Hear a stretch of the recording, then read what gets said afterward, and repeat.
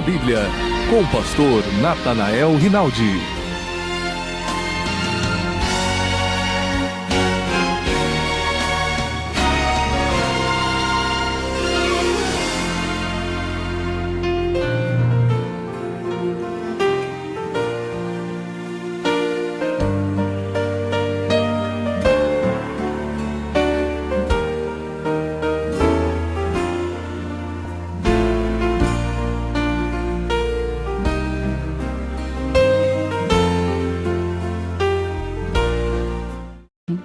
Cumprimentamos todos os nossos distintos ouvintes com a paz do Senhor. O título da nossa mensagem de hoje é uma pergunta: Jesus Cristo, quem realmente Ele é? Poucas pessoas perguntam se Jesus Cristo existiu ou não. Isso notadamente nos países que não são cristãos, embora também em países cristãos, há muita gente que não se interessa para conhecer mais de perto quem foi Jesus Cristo. Geralmente se aceita que Jesus foi de fato um homem que andou nas terras da Palestina, em Nazaré, onde foi criado.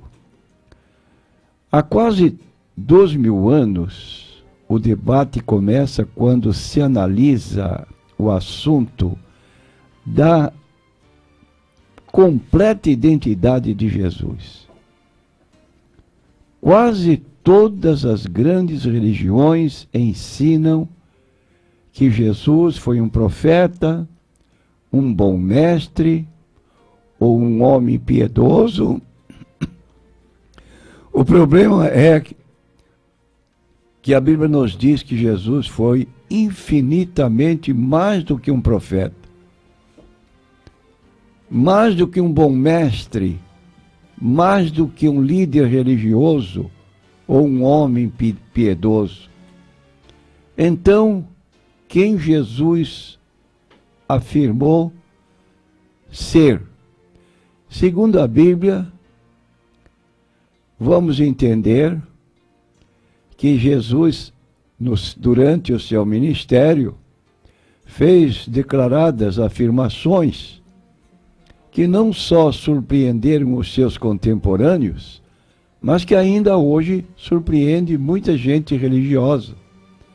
Por exemplo, uma declaração de Jesus, que está em João 10:30, é um desses casos. Ele declarou diante dos líderes judaicos: eu e o Pai somos um. Em um primeiro momento pode não parecer uma afirmação em ser Deus. Entretanto, qual foi a reação dos judeus perante sua afirmação? Diz o texto bíblico que os judeus responderam dizendo-lhe: não te apedrejamos por alguma obra boa, mas pela blasfêmia, porque, sendo tu homem, te fazes a Deus a ti mesmo. Está em João capítulo 10, versículo 33. Os judeus compreenderam o que Jesus havia dito como uma afirmação de ser Deus por natureza. E nos versículos seguintes, vamos encontrar que Jesus não corrige o que havia dito aos judeus. Por exemplo, se ele dissesse: mas eu não afirmei ser Deus. Isto indica que Jesus realmente estava plenamente cônscio que era Deus em natureza. E então dizemos que, ao ele declarar: eu e o Pai somos um, ele estava abertamente declarando ter a mesma natureza do Pai, não ser o próprio Pai, porque o verbo somos indica mais de uma pessoa. Outro exemplo é o texto de João 8,58, onde Jesus declarou: Disse-lhe Jesus: em verdade vos digo que antes que Abraão existisse, eu sou.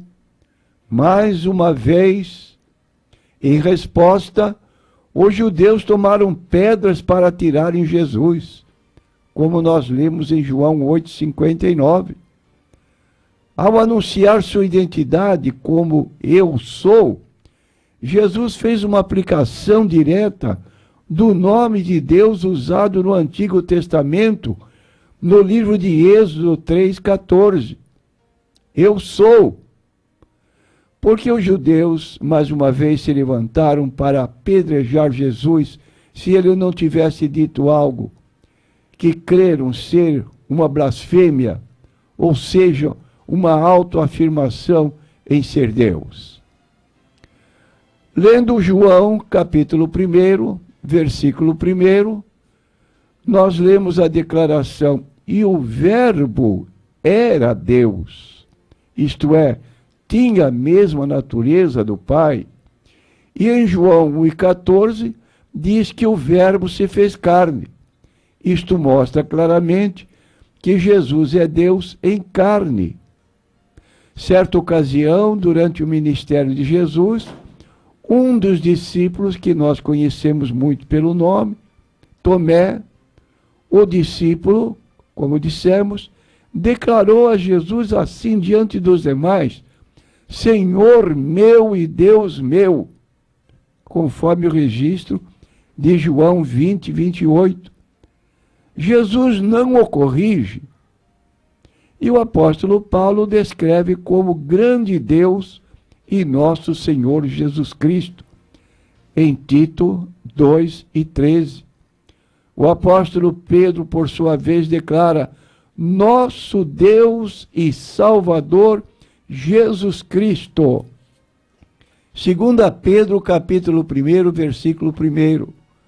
Deus, o Pai, também é testemunha da completa identidade do seu Filho Jesus Cristo, quando lemos o seguinte: mas do Filho diz, isto é, o Pai falando, ó Deus, usa o invocativo ó, o teu trono subsiste pelos séculos dos séculos, cetro de equidade é o cetro de teu reino. É um texto que se encontra no livro de Hebreus, capítulo 1 e versículo 8. No Velho Testamento, as profecias a respeito de Cristo anunciam sua divindade. Por exemplo, nós encontramos 2 textos no livro de Isaías, que são claros nesse sentido. O primeiro está em Isaías 7,14. Porque um menino nos nasceu, um filho se nos deu, e o principado está sobre seus ombros. E o seu nome será maravilhoso, conselheiro, Deus forte, Pai da eternidade e príncipe da paz. Corrijo, está no livro de Isaías 9,6. Em Isaías 7,14, lemos: e a virgem conceberá e dará à luz um filho, e por-lhe-ão o nome de Emanuel, que significa Deus conosco. Então, tentando explicar as palavras de Jesus, certos estudiosos modernos, estudiosos entre aspas, afirmam que o Jesus verdadeiramente histórico não disse muitas das coisas a ele atribuídas pela Bíblia. Ora, pergunto, quem somos nós para mergulharmos em discussões com a palavra de Deus, a Bíblia Sagrada, no tocante ao que Jesus disse ou não disse? Como pode um desses estudiosos, entre aspas, que está 2000 anos afastado de Jesus, ter a percepção do que Jesus disse ou não, melhor do que aqueles que com o próprio Jesus conviveram, serviram e aprenderam dele? Então nós temos também uma passagem de João 14, 26, que nos ajudaria a lembrar do que Jesus disse. Mas aquele Consolador, o Espírito Santo, que o Pai enviará em meu nome, este vos ensinará todas as coisas e vos fará lembrar de tudo quanto vos tenho dito. Agora, talvez uma pergunta que você possa fazer. Noto que o pastor Natanael faz repetitivas mensagens a respeito da natureza divina de Jesus. Por que será? Eu quero responder para você, porque se faz muito importante a questão sobre a identidade verdadeira de Jesus. Sabe por quê? Porque importa se Jesus é ou não Deus, dado a obra que ele realizou aqui na terra em nosso favor. Se ele não é Deus, sua morte não teria sido suficiente para pagar a pena pelos pecados do mundo inteiro. Mas é isso que a Bíblia diz, em 1 João 2:2. E ele é a propiciação, ele é o resgate, é a redenção pelos nossos pecados, e não somente pelos nossos, mas também pelos de todo mundo. Somente Deus, meu prezado ouvinte, repito, somente Deus poderia pagar tamanho preço. E o apóstolo Pedro então declara em 1 Pedro 1:18 e 19, sabendo que não foi com coisas corruptíveis, como prata ou ouro, que fostes resgatados da vossa vã maneira de viver, que por tradição recebeste dos vossos pais, mas com o precioso sangue de Cristo, como de um cordeiro imaculado e incontaminado. Jesus tinha que ser Deus para que pudesse pagar a nossa dívida. Jesus tinha que ser homem para que pudesse morrer. Então a salvação está disponível somente através da fé em Jesus Cristo. E a natureza divina de Jesus é o motivo pelo qual ele é o único caminho para a salvação. Não é extremismo nosso, porque Jesus mesmo declarou: eu sou o caminho e a verdade e a vida, ninguém vem ao Pai senão por mim. Declaração de João 14:6. Alguns nos chamam de extremistas, e os outros fundadores de religiões, com tantos adeptos como o islamismo, que tem quase um pouco mais de 2 bilhões de seguidores, como fica? Nós temos que dizer apenas o que a Bíblia declara, que ele é o único caminho para a salvação, como também declarou Pedro, e não há salvação em nenhum outro, porque abaixo do céu nenhum outro nome foi dado pelo qual devamos ser salvos. Aí está o cristianismo, cuja mensagem central é esta, como diz o apóstolo Paulo em 1 Coríntios 15, 4 e 6. Cristo morreu por nossos pecados, foi sepultado, ressuscitou ao terceiro dia. Segundo as Escrituras, foi visto por mais de 500 irmãos de uma só vez. Então, é a mensagem que reiteramos, porque nossa missão é aquela de Marcos 16, 15. Ide por todo o mundo, pregai o evangelho a toda criatura. Quem crer e for batizado será salvo, mas quem não crer será condenado. O caminho está aberto para você, meu prezado ouvinte. Se você nunca confessou o Senhor Jesus Cristo como Salvador, lembre-se de Romanos 10, 9. Se com a tua boca confessares ao Senhor Jesus como Senhor, e em teu coração creres que Deus o ressuscitou dos mortos, serás salvo.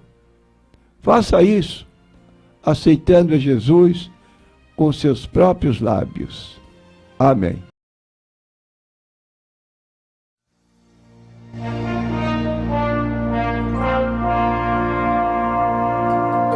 Deus não rejeita a oração.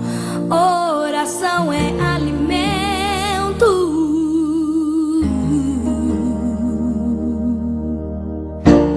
Nunca vi um justo sem resposta ou ficar no sofrimento.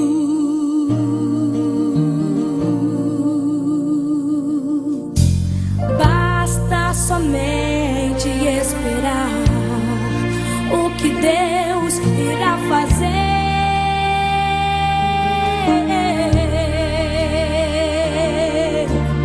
Quando Ele estende suas mãos, é a hora de vencer. Então louve, simplesmente louve. Tá chorando, louve. Precisando, louve. Tá sofrendo, louve. Não importa, louve. Seu louvor invade o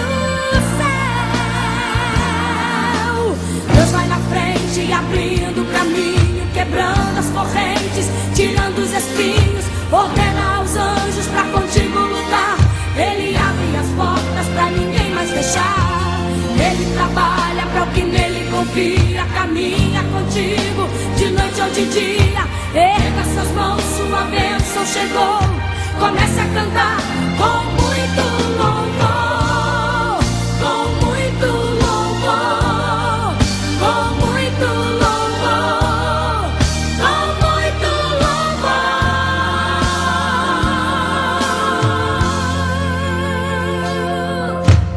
A gente precisa entender o que Deus está falando.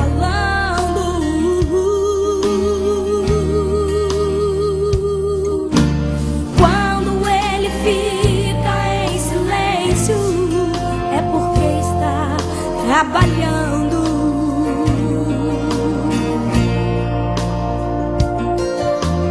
Basta somente esperar o que Deus irá fazer.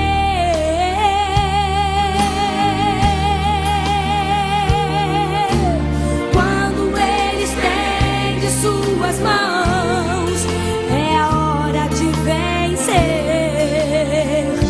Então louve, simplesmente louve. Tá chorando, louve. Precisando, louve. Tá sofrendo, louve. Não importa, louve.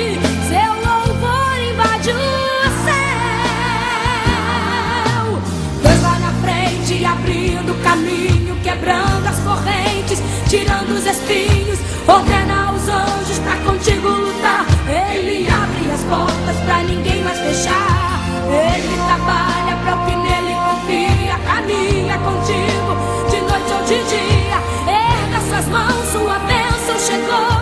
Comece a cantar com muito louvor, com muito louvor, com muito louvor, com muito louvor, com muito louvor, com muito louvor, com muito louvor, com muito louvor, com muito louvor, com muito louvor, com muito louvor, com muito louvor.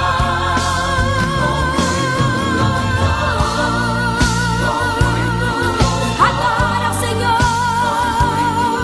exalte ao Senhor, cante ao Senhor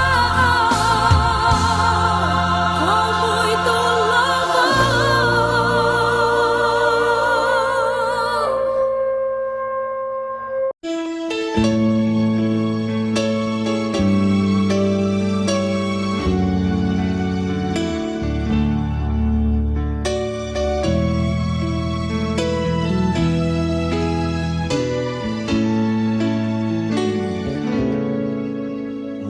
de cruz se erigiu, dela um dia fugiu, como emblema de vergonha e dor.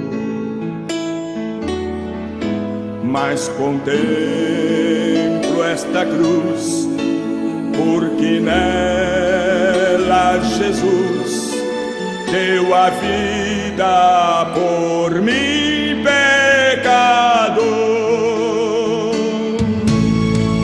Sim, eu amo a mensagem da cruz. Quer morrer, eu a vou proclamar. Levarei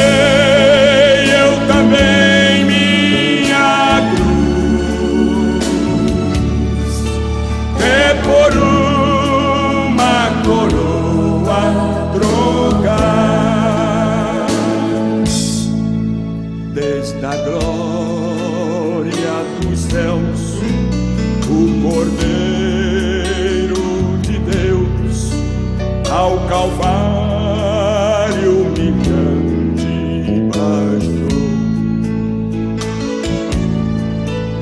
Esta cruz tem pra mim atrativo sem fim, porque nela Jesus me salvou. Sim, eu amo a mensagem da cruz. Até morrer eu a vou proclamar. Levarei eu também minha cruz, é por uma coroa trocar.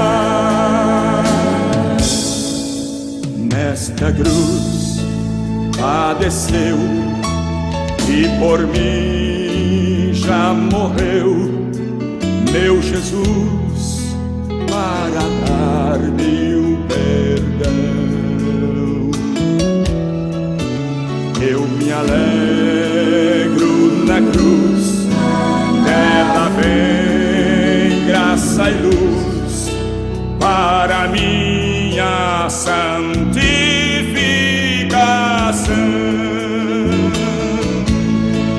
Sim, eu amo a mensagem da cruz. De morrer eu a vou proclamar.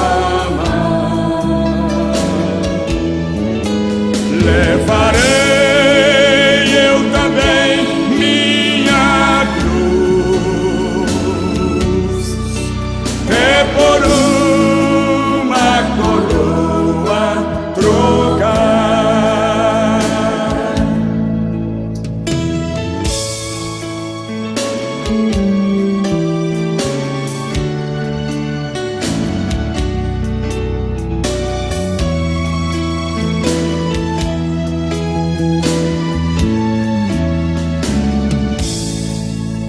Eu aqui com Jesus, a vergonha da cruz quero sempre levar e sofrer.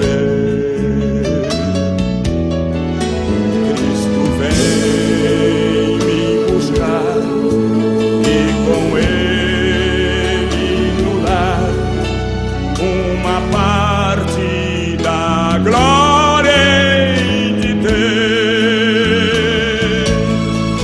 Sim, eu amo a mensagem da cruz.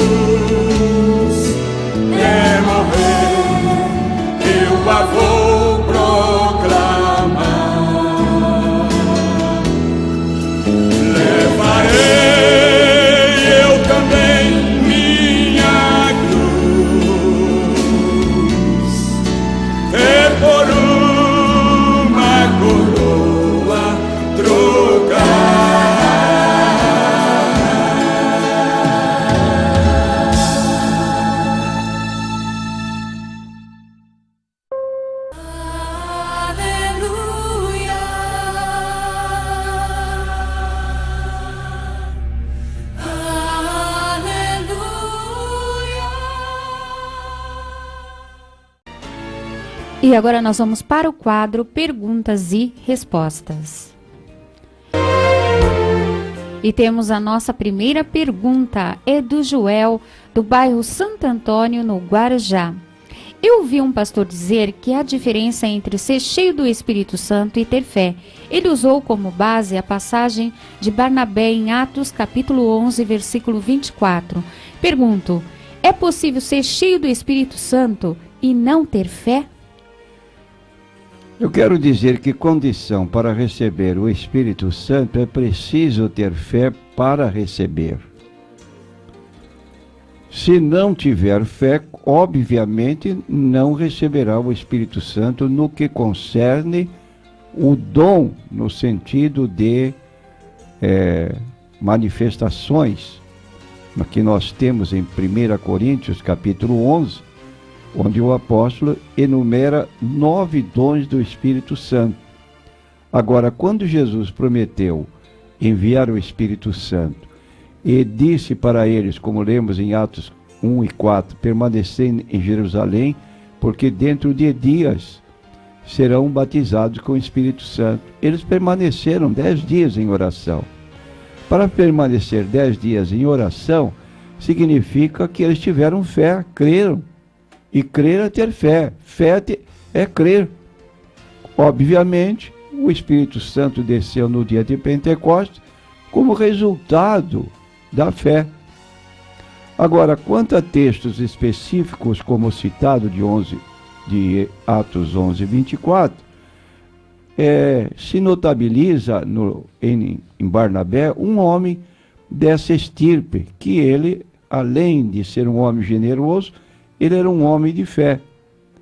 Mas isso não obsta, não impede que haja outros textos bíblicos em que, embora não se diga ou não apresenta a palavra fé, a evidência que se toma em decorrência da leitura prova isso. Vamos a um exemplo. Nós temos aqui no capítulo 13 de Atos dos Apóstolos, o apóstolo Paulo atuando na vida de um homem e, assim, podendo levar pessoas à conversão. Então, nós temos isso, que Paulo assim agiu em Atos 13 e ali operou aquele milagre da conversão de Sérgio Paulo. Ao ver Paulo repreender uma manifestação demoníaca, diz o texto, todavia Saulo, que também é chamado Paulo, cheio do Espírito Santo e fixando os olhos nele, disse, ó filho do diabo, cheio de todo engano. Aqui Paulo está cheio do Espírito Santo e de fé para ordenar ao diabo que se parasse com a sua manifestação, impedindo de alguém se converter. O mesmo apóstolo Paulo, no capítulo 14 de Atos, versículo 8, estava pregando, e diz o texto, estava sentado em Listra, certo homem, leso dos pés, coxo, desde o ventre de sua mãe, o qual nunca tinha andado. E este ouviu falar Paulo, que fixando os olhos e vendo que tinha fé para ser curado, disse em voz alta, levanta-te direito sobre os teus pés. E ele saltou e andou. Nada se diz de Paulo ter fé, mas se diz que o homem que ouvia tinha fé. Mas Paulo estava cheio de fé e do Espírito Santo para atuar na vida das pessoas até o ponto de curar enfermos. Então, é preciso ter cuidado com essas distinções, porque pode até impedir que alguém desanime e desista, porque admite, minha fé é muito pequena e talvez eu nunca vá receber o que preciso da parte de Deus. NQI homem não quis se identificar. Tem um irmão na minha igreja que faz coisas erradas. Eu não tenho muita afinidade com ele. O que eu devo fazer? Nós queremos dizer ao nosso consulente que você deve fazer o que recomenda Paulo na sua carta aos Gálatas, capítulo 6, versículos 1 em diante. Exatamente o que está acontecendo com esse nosso ouvinte, que está anotando, observando alguém fora dos princípios bíblicos e não sabe como agir. Então diz o texto: irmãos, se algum homem chegar a ser surpreendido em alguma ofensa, vós que sois espirituais, encaminhai o tal com espírito de mansidão, olhando por ti mesmo, para que não sejas também tentado. E diz o versículo 2: levai as cargas um dos outros, e assim cumprireis a lei de Cristo. Então, este preceito bíblico aqui é o que deve o nosso consulente fazer: dirigir-se ao seu irmão, expor-lhe amigavelmente sua situação, orar por ele e aconselhá-lo à luz da Bíblia Sagrada. É a nossa recomendação. Adriana, bairro Morrinhos, Guarujá. Qual a opinião do pastor sobre igrejas que distribuem toalhinhas ungidas, lâmpadas com azeite dentro da igreja e etc.? Tem base bíblica? E também tem uma outra pergunta dela, pastor. Qual a sua opinião sobre uma pessoa dar uma oferta em favor de uma vida? Deus aceitaria, por exemplo, uma oferta de R$500 para a salvação de uma pessoa? Vamos responder a primeira pergunta. Qual a opinião do pastor sobre igrejas que distribuem toalhinhas ungidas, lâmpadas com azeite? Eu já tenho falado aqui muitas vezes que está se confundindo fé em Deus com superstição. O que é fé? Livro de Hebreus, capítulo 11, versículo 1 declara: fé é o firme fundamento das coisas que não se veem, mas se aguarda. Aquele que se aproxima de Deus deve crer que Ele existe e que Ele recompensa as pessoas que o buscam.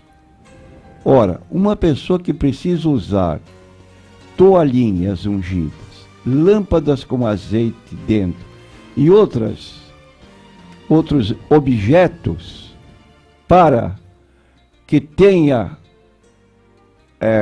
para que possa receber de Deus a bênção que precisa, isso não passa de superstição. Isso é crendice popular.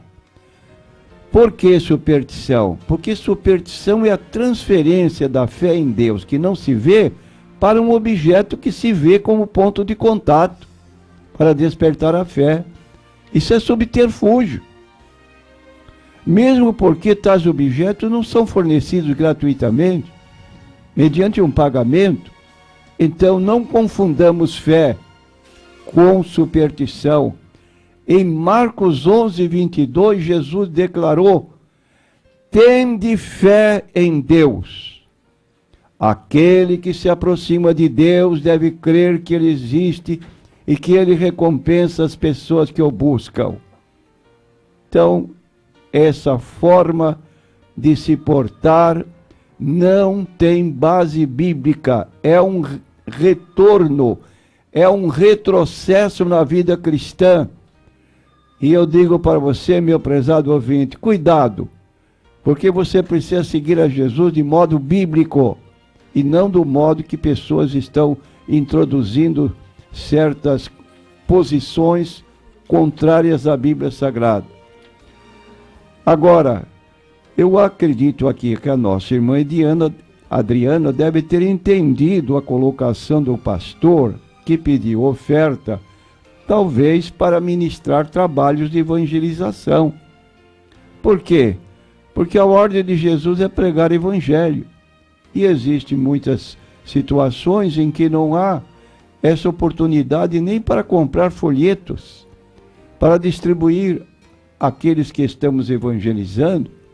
Então, se as ofertas solicitadas são para ganhar almas e não cobrar de pessoas o valor de uma alma por R$500, porque aí esse pastor está fora da Bíblia. Mateus 16, versículo 26, Jesus disse que a nossa alma é tão preciosa que o valor de uma alma é maior do que todos os tesouros da terra. Pensemos nisso. Cada pessoa de per si, que aparentemente possa parecer uma pessoa sem mérito, ela tem um valor transcendental, porque tem uma alma preciosa que não morre com o corpo, sobrevive à morte do corpo, poderá viver uma eternidade feliz ou uma eternidade infeliz, dependendo da sua colocação com respeito à pessoa de Cristo. Então, se levanta uma oferta com esse objetivo de evangelizar para ganhar mais almas, parabéns. Agora, se você quer avaliar o preço de uma alma por R$500, está muito baixo. Não faça isso, que não tem apoio bíblico. NQI Mulher não quis se identificar. Na congregação cristã existe um cumprimento muito comum entre os membros que consiste em beijar no rosto. Mulher com mulher, homem com homem. Ao fim de cada culto, eles chamam esse cumprimento de ósculo santo. Esse cumprimento é bíblico? Interessante. Um ósculo, um beijo, para identificar um grupo de pessoas que servem a Deus. O beijo nem sempre indica comunhão com a pessoa que se beija.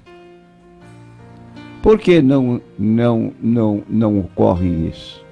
Há um exemplo muito notório de todas as pessoas que leem a Bíblia. Qual foi o sinal que Judas deu aos algozes de Jesus para que ele fosse reconhecido no escuro quando estava no jardim do Getsemane? Era difícil localizar ou ver a fisionomia de Jesus entre outras pessoas que eram os discípulos que estavam lá. Então ele convencionou: aquele que eu beijar é esse. Chega-se diante de Jesus e o saúda. E Jesus lhe declara abertamente: com um beijo traz o Filho do Homem. Então aí está que o beijo nem sempre reflete comunhão. Por que existe então essa separação? Homem com homem, beijo, homem com homem, mulher com mulher, se beijam ou se saúdam com ósculo santo, assim chamado. Por quê? A resposta que dão é por causa da malícia. Ora, se você admite que o beijo está com malícia, se não for dado sem olhar para o sexo da pessoa, deixou de ser santo. É um beijo ou um ósculo que tem malícia. E daí porque o cuidado de beijar o homem com homem ou a mulher com mulher. Então não existe uma identidade de saudação que possa definir quem a pessoa é. Por trás de um beijo está uma traição.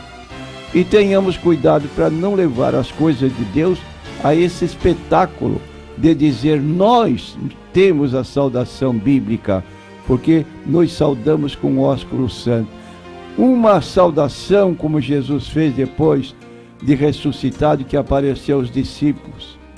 Ele simplesmente disse: a paz seja convosco.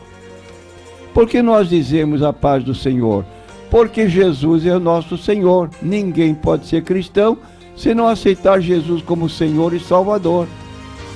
Logo, somos cristãos, cumprimentamos-nos com a mesma saudação que Jesus saudou seus discípulos depois de ressuscitado. A paz seja convosco. Deixemos de cerimonialismo, de querer identificar uma igreja como a única correta, através de um beijo, que isso não tem consistência bíblica. É apenas aparência, e aparências enganam. Helena, Jardim dos Pássaros, Guarujá. Ouvi dizer que no inferno há graduação de sofrimento. Por exemplo, uma pessoa que apenas não foi um cristão terá um tipo de sofrimento. Já aqueles que cometeram crimes sofrerão mais. Isso tem alguma base bíblica? Tem base bíblica essa informação. Isso está na Bíblia Sagrada. Jesus declarou de certas cidades que se mostraram impenitentes. O que significa impenitentes? Cidades onde Jesus operou milagrosamente, cujos moradores ou habitantes se tornaram insensíveis e recusaram aceitar Jesus dentro da sua missão que ele veio para trazer neste mundo, como o Messias prometido, que viria resgatar o homem da condenação e do pecado. Então nós temos aqui em Mateus capítulo 11, versículo 20 em diante, diz o texto bíblico: então começou ele a lançar em rosto as cidades onde se operou a maior parte dos prodígios, e não se haverem arrependido, dizendo: ai de ti, Corazim, ai de ti, Betsaida, porque se em Tiro e em Sidão fossem feitos os prodígios que em vós se fizeram, há muito que se teriam arrependido com saco e com cinza. Por isso eu vos digo que haverá menos rigor para Tiro e Sidom no dia do juízo do que para vós. E tu, Cafarnaum, que te ergues até os céus, serás abatidas até o inferno, porque se em Sodoma se tivessem sido feitos prodígios que em ti se operaram, teria ela permanecido até hoje. Eu vos digo, porém, que haverá menos rigor para os de Sodoma no dia de juízo do que para ti. Então está bem claro aqui que haverá graus de castigo no inferno, tudo em proporção ao conhecimento e às oportunidades que as pessoas tiveram, os que aceitaram, livres, e os que recusaram, o castigo. Agora, também isto nós vemos na carta de Paulo aos Romanos, no capítulo 2, quando nós lemos o seguinte, passarei a ler para orientação da nossa consulente. Diz o texto de Romanos, capítulo 2. Tu, ó homem, capítulo 2, versículo 3 em diante. E tu, ó homem, que julgas os que fazem tais coisas, cuidas que fazendo-as tu escaparás do juízo de Deus? Ou desprezas tuas riquezas da sua benignidade, paciência e longanimidade, ignorando que a benignidade de Deus te leva ao arrependimento? Mas segundo a tua dureza e teu coração impenitente, entesouras para ti ira no dia da ira e da manifestação do juízo de Deus, o qual recompensará a cada um segundo as suas obras. A vida eterna aos que com perseverança em fazer bem procuram glória, honra e incorrupção, mas a indignação e a ira aos que são contenciosos e desobedientes à verdade e obedientes à iniquidade.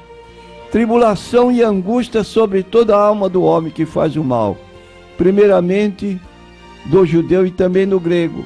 Glória, porém, e honra e paz a qualquer que pratica o bem, primeiramente ao judeu e também ao grego, porque para com Deus não há acepção de pessoas. Porque todos os que sem lei pecaram, sem lei também perecerão. E todos os que sob a lei pecaram, pela lei serão julgados. Então aqui está nesse versículo, para com Deus não há acepção de pessoas, os que pecam com conhecimento vão ser julgados dentro do conhecimento que tiveram. E aqueles que pecaram sem conhecimento maior também vão perecer, não vão se salvar por causa da sua ignorância. Serão menos castigados. É uma declaração bíblica que não devia ser desconhecida, mas está aqui na Bíblia Sagrada. Noêmia, bairro Aparecida. Eu vivi com uma pessoa sem casar por 20 anos, depois nos casamos. Porém, por causa de alguns problemas, o casamento no papel durou pouco mais de 4 anos. Já estamos vivendo longe um do outro há 1 ano e agora ele diz que quer muito me ver. Ele mora no interior. O que devo fazer? Bom, aqui precisa orar a Deus, porque casamento misto, se a pessoa, eu penso que a Noêmia que nos telefone deve ser uma cristã, e agora está perguntando por que ela está sendo convidada de novo pela pessoa com quem viveu, casada, está querendo retornar. Irmã, pense nos 20 anos, que tipo de pessoa foi ele? Se tiver favorável a que ele foi um bom marido, então retorne, não há problema. E assim pode ter uma vida ainda conjugal feliz. Mas não esqueça, Deus em primeiro lugar. Eu tenho a marca da promessa.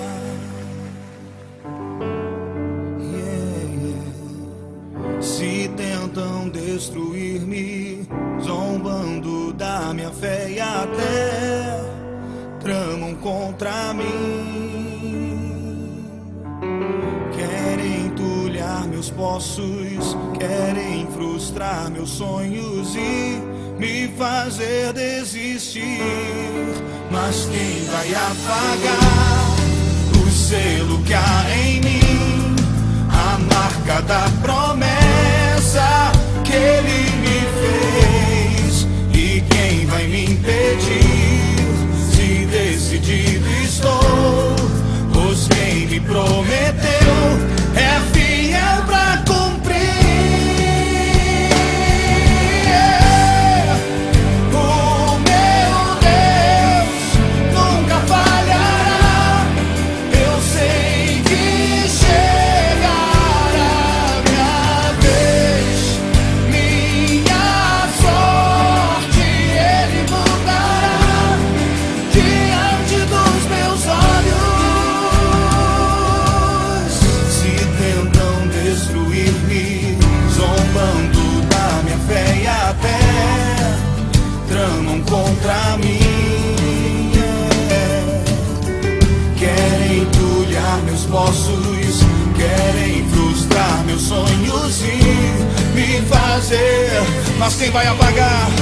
Mas quem vai apagar o selo que há em mim? A marca da promessa que ele me fez. E quem vai me impedir? Se decidido estou, pois quem me prometeu é fiel pra cumprir.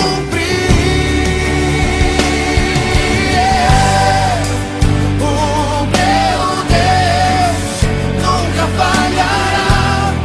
Eu sei que chegará minha vez, minha sorte ele mudará diante dos meus olhos. O meu Deus nunca falhará.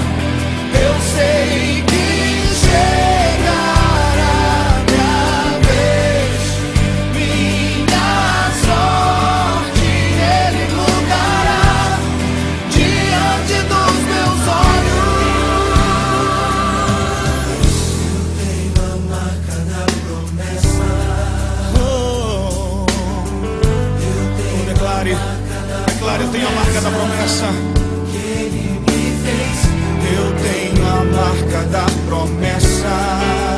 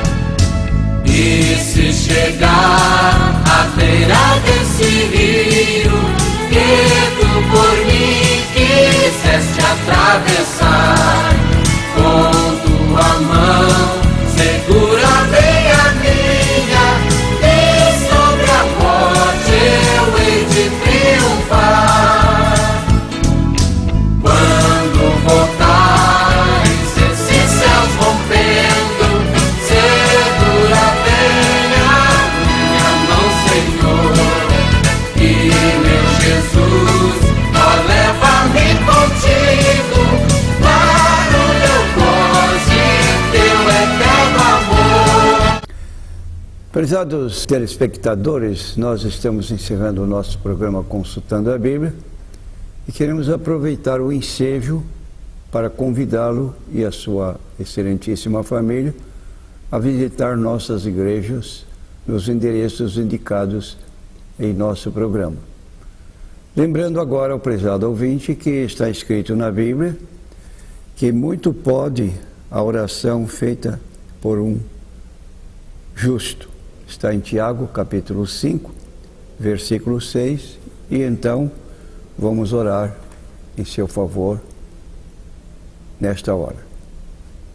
Senhor Deus, nós clamamos a Ti para abençoares todos que estiveram participando do nosso programa, abençoando seus familiares, que o Teu favor se estenda sobre nós a cada momento da nossa vida.